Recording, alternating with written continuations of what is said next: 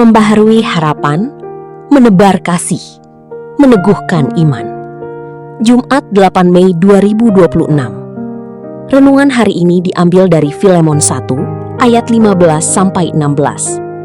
Sebab mungkin karena itulah dia dipisahkan sejenak daripadamu, supaya engkau dapat menerimanya untuk selama-lamanya, bukan lagi sebagai hamba, melainkan lebih daripada hamba, yaitu sebagai saudara yang kekasih.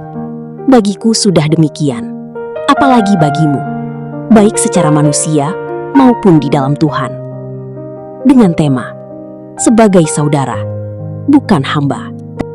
Kitab Filemon adalah surat terpendek dan paling pribadi yang ditulis oleh Rasul Paulus dalam masa pelayanannya. Surat ini berfokus pada dua orang, yakni Filemon dan Onesimus. Filemon adalah seorang Kristen kaya di Kolose, yang rumahnya dipakai sebagai tempat ibadah bagi jemaat. Ia adalah sahabat dan sekaligus buah pelayanan Paulus. Onesimus adalah seorang budak milik Filemon yang melarikan diri karena mencuri sesuatu dari tuannya. Secara Romawi, tindakan ini bisa dihukum mati. Onesimus melarikan diri ke Roma untuk bersembunyi, dan disitulah dia bertemu dengan Paulus di dalam penjara di kota Roma. Onesimus kemudian menerima pengajaran tentang Kristus dan memberi dirinya menjadi pengikut Kristus. Situasi yang sangat unik bahwa Paulus mengenal keduanya. Apa yang kemudian Paulus lakukan? Paulus menulis surat kepada Filemon dengan pesan agar Filemon mau menerima kembali kehadiran Onesimus. Ini bukanlah hal yang mudah bagi Filemon. Mungkin Filemon belum dapat mengampuninya. Di sini, Paulus mengajarkan kepada Filemon bahwa Tuhan bisa memakai kesalahan manusia untuk mendatangkan kebaikan yang lebih besar. Paulus meminta agar Filemon memerdekakan Onesimus, tidak hanya secara hukum, tetapi juga memerdekakannya secara rohani, yakni sebagai saudara yang kekasih.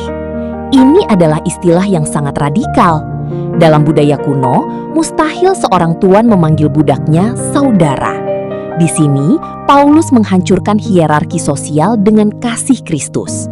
Jika Kristus telah mengadopsi keduanya, Filemon dan Onesimus menjadi anak Allah, maka otomatis keduanya menjadi saudara sekandung dalam rohani.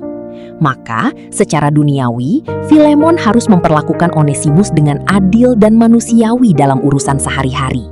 Demikian juga secara rohani, mereka memiliki kedudukan yang sama di hadapan tahta Allah dan dalam perjamuan kudus. Sahabatku, kisah ini mengingatkan kita untuk mengampuni dan memperlakukan sesama dengan kasih Kristus, melihat orang lain sebagai saudara kekasih, bukan berdasarkan kesalahan masa lalu atau status mereka, sehingga pengampunan dan pemulihan itu nyata sebagai buah dari iman kita kepada Kristus. Mari kita berdoa. Ya Tuhan, ubahlah amarah kami menjadi pengampunan, dan ubahlah setiap kehilangan kami menjadi sarana untuk memuliakan nama-Mu. Amin.